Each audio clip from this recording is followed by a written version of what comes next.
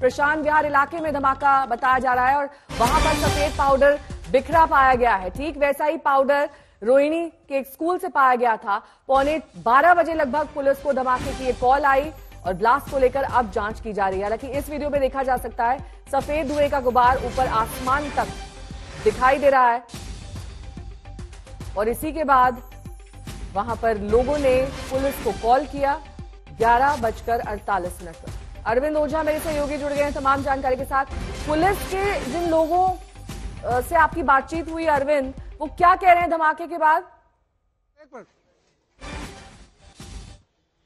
देखिए, मैं सबसे पहले आपको सीधी तस्वीरें दिखाता हूं। यहाँ पर जो फॉरेंसिक की टीम है वो यहाँ स्पॉट पर आ गई और यहीं पर जोरदार धमाका हुआ है जिसकी सीसीटीवी फुटेज भी आज तक के पास मौजूद है। और ये जो पूरा इलाका इसको कॉर्डन ऑफ कर दिया गया है और स्पेशल सेल की टीम यहाँ पर पहुंच गई है। जाहिर सी बात है, कोशिश है पुलिस की टीम को कि ये जो पूरा एरिया जो कॉर्डन किया गया है उसके आसपास कोई न जा सके।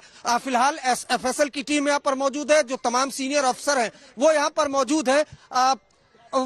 मौजूद है और लगातार ये कोशिश की जा रही है कि जो इलाका है उसको कॉर्डन ऑफ किया जा सके। अगर आप देखें तो बकायदा जो पूरा इलाका है उसको दिल्ली पुलिस ने घेर दिया है और जो एफएसएल की टीम है यहाँ पर मौजूद है। तकरीबन 11:48 पर यह धमाका हुआ और मैं आपको बता दूं कि तकरीबन 20 अक्टूबर को यहाँ पर सीआरपीएफ स्कूल के पास एक धमाका हुआ था और उस धमाके की जांच दिल्ली पुलिस की कई टीमों ने की, लेकिन अब तक खुलासा नहीं हो पाया है। और ठीक उसी तरीके का धमाका ये बताया जा रहा है। हालांकि कैसे ये धमाका हुआ अभी तक इस बात की क्लियरिटी नहीं है, लेकिन जो सूत्र है वो बता रहे हैं कि आसपास से व्हाइट पाउडर जो है वो बिखरा हुआ मिला है और बकायदा जो दिल्ली पुलिस की कोशिश ये है कि कोई भी शख्स इसके आसपास ना जा सके। लेकिन हमने आपको स्पॉट की तस्वीरें दिखाई है जहां पर एफएसएल की टीम पहुंच गई है और जो पूरा इलाका है उसको कॉर्डन ऑफ कर दिया गया है। तो ये तस्वीरें हैं फिलहाल प्रशांत विहार की। यहां से कुछ दूरी पर ही 20 अक्टूबर को सीआरपीएफ का जो स्कूल है वहां पर जो वॉल थी वहां पर धमाका हुआ था। पूरी दिल्ली पुलिस की टीम लगी, दिल्ली पुलिस की एंटी टेरर यूनिट लगी, कई सीसीटीवी खंगाले गए, लेकिन अभी तक उसका खुलासा दिल्ली पुलिस नहीं कर पाई है। और अब ये दूसरा संदिग्ध ये इलाका दरअसल रिहायशी इलाका है जहां पर ब्लास्ट हुआ है, वो दरअसल एक पार्क जैसा दिख रहा है। किस तरह का ये एरिया है, इसकी थोड़ी टोपोग्राफी समझाएंगे, कहां पर ये स्थित है और इसी जगह को क्यों चुना गया अगर धमाका करना था तो? अब मत करो यार, आपको बोल दिया।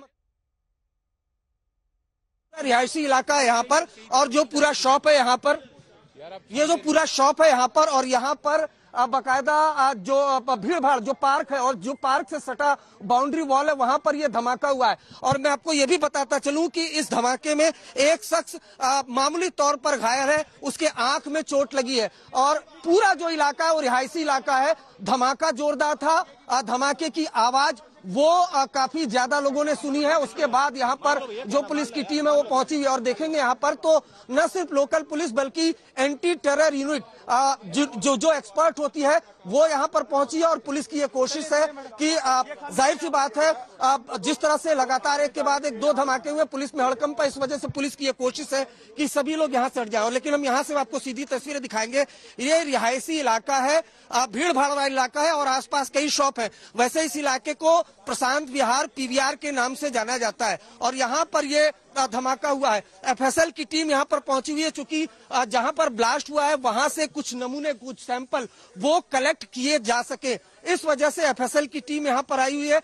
लेकिन साथ ही साथ जो आसपास की एंटी टेरर यूनिट का जो दफ्तर है वहां के जो स्पेशल सेल के लोग हैं वो यहाँ पर पहुंच गए हैं, जो एक्सपर्ट है वो यहाँ पर पहुंच गए हैं और जो सैंपल है उसको कलेक्ट किया जा रहा है। सीसीटीवी फुटेज भी खंगाला जा रहा है। लेकिन मैं यहाँ आपको ये भी बताता चलूं, चूंकि बार बार ये बताना जरूरी है, जहां इस वक्त मैं मौजूद हूं और यहाँ 11:48 पर जब धमाका हुआ है, यहाँ से तकरीबन 2 से 3 किलोमीटर की दूरी पर वो इलाका है, सीआरपीएफ का वो स्कूल है जिसकी बाउंड्री वॉल पर 20 अक्टूबर को धमाका हुआ था, जोरदार धमाका हुआ था। उसकी भी सीसीटीवी तस्वीरें सामने आई थी और उसके बाद दिल्ली पुलिस की कई टीमें लगी, एनआईए की टीम ने भी असिस्ट किया। लेकिन वो धमाका कैसे हुआ वो अभी तक एक राज ही है स्पेशल सेल की टीम के लिए। वो धमाका कैसा हुआ, क्या किसी ने वो धमाका किया, ये सब कुछ एक राज है। वो धमाका किया गया उसी तरह के केमिकल पाउडर का इस्तेमाल किया गया, क्योंकि वैसा ही सफेद पाउडर यहाँ पर भी दिख रहा है जो रोहिणी के आप इलाके में बता रहे हैं, जो कि यहाँ से 2 से 3 किलोमीटर है। क्या कोई पैटर्न्स मिलते जुलते दिख रहे हैं जिसकी पुष्टि की गई है?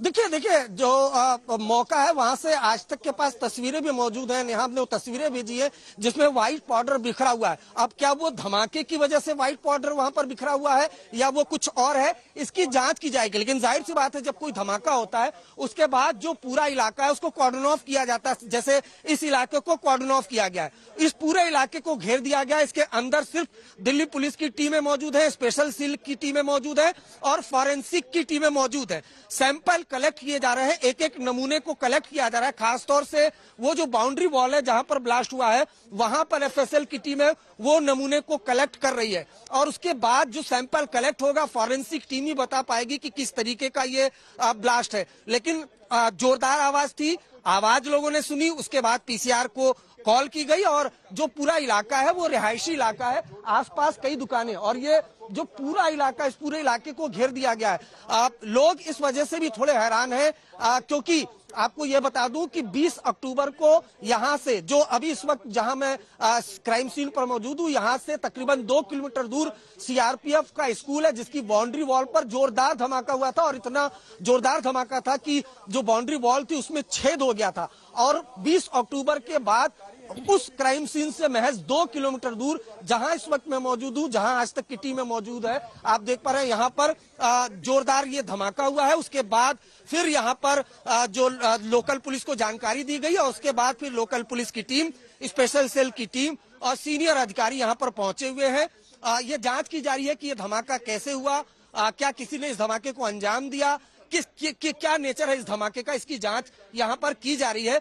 सीसीटीवी फुटेज खंगाला जा रहा है। लेकिन जाहिर सी बात है, इस तरह के धमाके से दहशत तो जरूर फैल जाती है और आसपास के लोगों को कुछ समझ में नहीं आता कि ये धमाका कैसा है और इसी इलाके में ये दूसरा धमाका, इस वजह से भी। और पहला जो धमाका हुआ वो तो जो दिल्ली पुलिस के अधिकारी समझ ही नहीं पा रहे हैं कि वो किस तरीके का धमाका है। कई सीसीटीवी, हजारों सीसीटीवी फुटेज खंगाले गए, कोई संदिग्ध नहीं मिला।